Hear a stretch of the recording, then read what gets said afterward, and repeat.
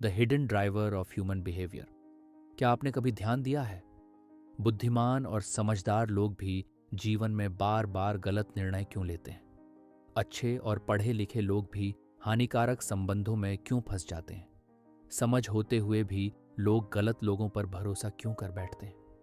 और सबसे बड़ा प्रश्न, हम स्वयं वही गलतियां दोबारा क्यों दोहराते हैं जब हमें पहले से पता होता है कि परिणाम हमारे पक्ष में नहीं होगा?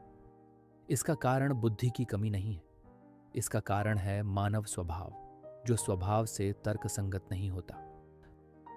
Why humans misjudge themselves and others? मनुष्य स्वयं को तर्कशील समझना पसंद करता है। हम मानते हैं कि हम भावनाओं से नहीं बल्कि सोच समझकर निर्णय लेते हैं, लेकिन सच्चाई यह है कि पहले हमारी भावनाएं निर्णय लेती हैं और बाद में हमारा मस्तिष्क उस निर्णय को सही ठहराने के लिए तर्क खोजता है। जब कोई हमें आहत करता है तो हम कहते हैं कि वह व्यक्ति ही बुरा है, और जब हम स्वयं गलती करते हैं तो हम कहते हैं कि परिस्थितियां ही गलत थीं। यही दोहरा मापदंड मानव स्वभाव की नींव है, और जब तक हम इसे नहीं समझते हम न दूसरों को सही समझ पाएंगे न स्वयं को। Introduction to the laws of human nature. The laws of human nature कोई प्रेरणादायक पुस्तक नहीं है। यह आपको अच्छा महसूस कराने के लिए नहीं लिखी गई है। ये एक मनोवैज्ञानिक मार्गदर्शिका है जो यह बताती है कि मनुष्य वास्तव में कैसे सोचता है, कैसे प्रतिक्रिया करता है और कैसे अनजाने में अपनी ही भावनाओं का गुलाम बन जाता है। इस पुस्तक में 18 नियम बताए गए हैं जो यह समझाते हैं कि मनुष्य कब और क्यों अविवेकपूर्ण हो जाता है, क्यों आत्ममुग्धता में फंसता है, क्यों ईर्ष्या करता है, क्यों भीड़ का अनुसरण करता है और क्यों अपने ही पतन का कारण बनता है। ये नियम नैतिक उपदेश नहीं है, ये मानव स्वभाव की प्राकृतिक शक्तियां हैं जो हर व्यक्ति के भीतर मौजूद होती हैं। पुस्तक का मूल संदेश स्पष्ट है। यदि आप मानव स्वभाव को अनदेखा करते हैं तो जीवन आपको बार बार चौंकाता रहेगा, और यदि आप इसे समझ लेते हैं तो आप दूसरों से एक कदम आगे हो जाते हैं। Core foundation, the law of irrationality. इस पुस्तक का पहला और सबसे महत्वपूर्ण नियम है द लॉ ऑफ इरेशनैलिटी। इस नियम के अनुसार मनुष्य जन्म से तर्कसंगत नहीं होता। तर्कशीलता एक अभ्यास है जिसे विकसित करना पड़ता है। हमारी भावनाएं हमारी सोच से पहले सक्रिय हो जाती हैं। क्रोध, असुरक्षा, ईर्ष्या, भय और उत्साह, ये सभी हमारी समझ को धुंधला कर देते हैं। इसी कारण बुद्धिमान लोग भी गलत लोगों पर विश्वास कर लेते हैं, गलत निर्णय ले बैठते हैं और बाद में आश्चर्य करते हैं कि ऐसा कैसे हो गया। Segment conclusion and call to action. इस भाग का सबसे बड़ा निष्कर्ष ये है, जब तक आप अपनी अविवेकशीलता को स्वीकार नहीं करते तब तक आप विवेकशील बन ही नहीं सकते। अगले भाग में हम समझेंगे भावनाएं हमारे निर्णयों को कैसे नियंत्रित करती हैं, और पुस्तक में बताया गया इनर अथीना का विचार हमें आत्मनियंत्रण कैसे सिखाता है। यदि आप मानव स्वभाव को गहराई से समझना चाहते हैं और स्वयं पर नियंत्रण पाना चाहते हैं तो इस चैनल को अवश्य सदस्यता दें।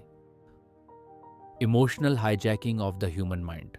मानव मस्तिष्क के साथ सबसे बड़ा धोखा यह होता है कि हम यह मान लेते हैं कि हम अपने विचारों के मालिक हैं। वास्तविकता यह है कि अधिकांश समय हमारे विचारों पर हमारी भावनाओं का कब्जा होता है। क्रोध, भय, ईर्ष्या, असुरक्षा, उत्साह, ये भावनाएं मस्तिष्क को कुछ इस प्रकार घेर लेती हैं कि हमें वास्तविकता वैसी नहीं दिखती जैसी वह है, बल्कि वैसी दिखती है जैसी हम महसूस कर रहे होते हैं। इसी को रॉबर्ट ग्रीन भावनात्मक अपहरण कहते हैं। How emotions distort reality. जब कोई व्यक्ति हमें अपमानित करता है तो हम पूरी स्थिति को उसी एक क्षण के आधार पर देखने लगते हैं। हम तथ्यों को नहीं देखते, हम भावनाओं को देखते हैं। जब हम असुरक्षित होते हैं तो हमें हर जगह आलोचना दिखाई देती है। जब हम उत्साहित होते हैं तो हमें हर जोखिम छोटा लगता है। भावनाएं हमारी दृष्टि को संकीर्ण कर देती हैं। वे हमें केवल वही देखने देती हैं जो हमारे भीतर चल रही स्थिति से मेल खाता हो। इसलिए भावनाओं में लिया गया निर्णय अक्सर भविष्य में पछतावे का कारण बनता है। The concept of inner Athena. इस समस्या का समाधान रॉबर्ट ग्रीन एक प्रतीक के माध्यम से समझाते हैं जिसे वे कहते हैं इनर एथेना। एथेना प्राचीन यूनान में बुद्धि, विवेक और रणनीति की देवी मानी जाती थी। इनर एथेना का अर्थ है हमारे भीतर मौजूद वह शांत, विवेकपूर्ण और दूरदर्शी सोच जो भावनाओं से ऊपर उठकर निर्णय ले सकती है। ये आवाज़ तुरंत नहीं बोलती, ये शोर नहीं मचाती, ये तब सुनाई देती है जब हम रुकते हैं, जब हम प्रतिक्रिया नहीं करते और जब हम स्वयं को शांत करते हैं। समस्या ये है कि हम इसे सुनने का अभ्यास नहीं करते। Training emotional self control. भावनाओं पर नियंत्रण का अर्थ भावनाओं को दबाना नहीं है। इसका अर्थ है भावनाओं को पहचानना, उनसे दूरी बनाना और फिर निर्णय लेना। रॉबर्ट ग्रीन बताते हैं कि विवेकशील व्यक्ति कभी भी तीव्र भावनाओं की अवस्था में महत्वपूर्ण निर्णय नहीं लेता। वह समय लेता है। वह स्वयं से प्रश्न करता है, मैं ऐसा क्यों महसूस कर रहा हूं? क्या यह प्रतिक्रिया अतीत की किसी घटना से जुड़ी है? क्या मैं पूरी तस्वीर देख रहा हूं? यही अभ्यास इनर अथीना को मजबूत करता है। Segment conclusion and call to action. इस भाग का सार स्पष्ट है। जो व्यक्ति अपनी भावनाओं को नियंत्रित नहीं करता, वह अपने जीवन की दिशा भी नियंत्रित नहीं कर सकता। अगले भाग में हम बात करेंगे मानव स्वभाव के एक और गहरे पहलू की, आत्ममुग्धता और अहंकार, और ये कैसे हमारे संबंधों और निर्णयों को नष्ट करता है। The core of human self obsession. मनुष्य की सबसे गहरी प्रवृत्तियों में से एक है स्वयं पर अत्यधिक ध्यान। हम क्या महसूस कर रहे हैं, लोग हमारे बारे में क्या सोच रहे हैं, हमें कितना सम्मान मिल रहा है। अधिकांश समय हमारा ध्यान इन्हीं बातों पर रहता है। यह स्वाभाविक है, लेकिन जब यह प्रवृत्ति संतुलन से बाहर चली जाती है तो यही आत्म केंद्रितता हमारे लिए सबसे बड़ा खतरा बन जाती है। The law of narcissism explained. Robert Greene इसे कहते हैं द लॉ ऑफ नार्सिसिज्म। इस नियम के अनुसार हर मनुष्य कुछ हद तक आत्ममुग्ध होता है, लेकिन समस्या तब शुरू होती है जब व्यक्ति केवल अपने ही दृष्टिकोण में फंस जाता है। आत्ममुग्ध व्यक्ति दूसरों को देखने की क्षमता खो देता है। वह हर स्थिति को अपने लाभ, अपनी छवि और अपने अहंकार के चश्मे से देखता है। ऐसे व्यक्ति को आलोचना सहन नहीं होती और न ही वह स्वयं की गलती स्वीकार कर पाता है। Narcissistic spectrum and its forms. आत्ममुग्धता केवल एक रूप में नहीं होती, ये एक व्यापक श्रेणी है। एक छोर पर ऐसे लोग होते हैं जो हर समय ध्यान का केंद्र बनना चाहते हैं। वे स्वयं की प्रशंसा सुनने के लिए कुछ भी कर सकते हैं। दूसरे छोर पर ऐसे लोग होते हैं जो स्वयं को पीड़ित समझते हैं। वे कहते हैं कि दुनिया ने उन्हें समझा नहीं, और इसी भावना से वे दूसरों से सहानुभूति और ध्यान चाहते हैं। दोनों ही रूपों में व्यक्ति स्वयं के बाहर दूसरों को समझने में असमर्थ होता है। How narcissism damages relationships and judgment. आत्ममुग्धता संबंधों को धीरे धीरे नष्ट करती है। ऐसे व्यक्ति सुनते नहीं हैं, केवल प्रतीक्षा करते हैं कि उन्हें बोलने का अवसर मिले। वे सहयोग नहीं करते, वे केवल नियंत्रण चाहते हैं। निर्णय लेते समय वे यह नहीं देखते कि क्या सही है, बल्कि यह देखते हैं कि इससे उनकी छवि कैसी बनेगी। इसी कारण आत्ममुग्ध लोग अक्सर अपने ही हाथों अवसर, संबंध और सम्मान खो देते हैं। Segment conclusion. इस भाग का मुख्य निष्कर्ष यह है, जो व्यक्ति स्वयं से बाहर नहीं देख पाता वह वास्तविकता को कभी नहीं समझ पाता। अगले भाग में हम सीखेंगे लोग जो चेहरा दिखाते हैं और जो वे वास्तव में होते हैं, उनके बीच के अंतर को कैसे पहचाना जाए। The masks people wear. मनुष्य शायद ही कभी अपने वास्तविक रूप में दूसरों के सामने आता है। समाज में स्वीकार किए जाने के लिए, सम्मान पाने के लिए या अपनी कमजोरियों को छिपाने के लिए हर व्यक्ति एक मुखौटा पहनता है। यह मुखौटा जानबूझकर भी हो सकता है और अनजाने में भी। समस्या तब पैदा होती है जब हम इस मुखौटे को ही व्यक्ति की वास्तविकता मान लेते हैं। The law of role playing.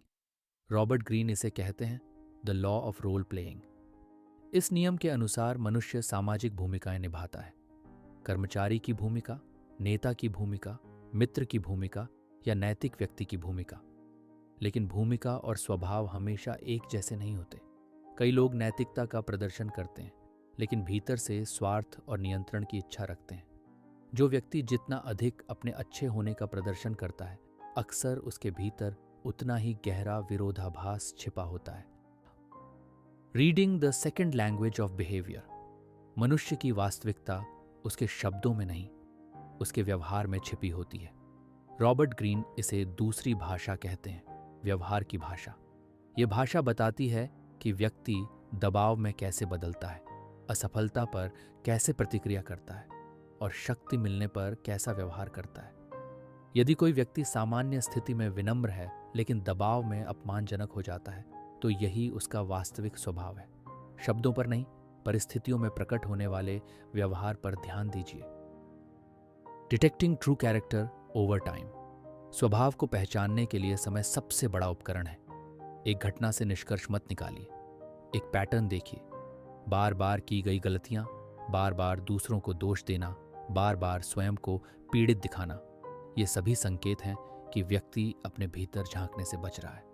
जो व्यक्ति स्वयं की गलती स्वीकार कर सकता है, वही वास्तविक रूप से मजबूत होता है।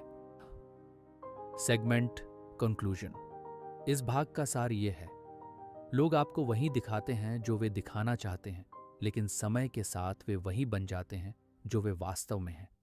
अगले भाग में हम समझेंगे लोगों के भीतर छिपी ईर्ष्या, शत्रुता और आक्रामकता को कैसे पहचाना जाए।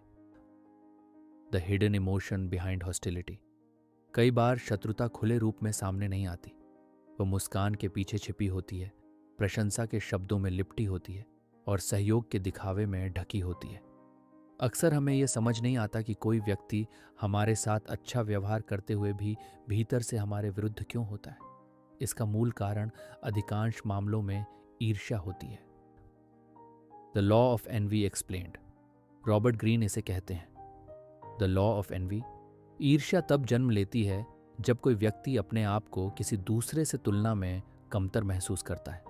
यह भावना बहुत असहज होती है, इसलिए अधिकतर लोग इसे स्वीकार नहीं करते। वे स्वयं से यह नहीं कहते कि मुझे उससे ईर्ष्या हो रही है। इसके स्थान पर वे आलोचना करते हैं, व्यंग्य करते हैं या अवसर मिलने पर हानि पहुंचाने की कोशिश करते हैं। ईर्ष्या प्रशंसा और शत्रुता का मिश्रण होती है। Science of envy and passive aggression. ईर्ष्यालु व्यक्ति सीधे हमला नहीं करता, वह सूक्ष्म तरीकों से आपको कमजोर करने की कोशिश करता है। आपकी सफलता को छोटा बताना, आपकी गलतियों को बढ़ा चढ़ाकर दिखाना, आपकी अनुपस्थिति में आपके विरुद्ध बातें करना, ये सभी ईर्ष्या के संकेत हैं। कई बार यह निष्क्रिय आक्रामकता के रूप में दिखता है। सहयोग न करना, जानकारी छिपाना या जानबूझकर विलंब करना। इन संकेतों को पहचानना आत्मरक्षा का पहला कदम है।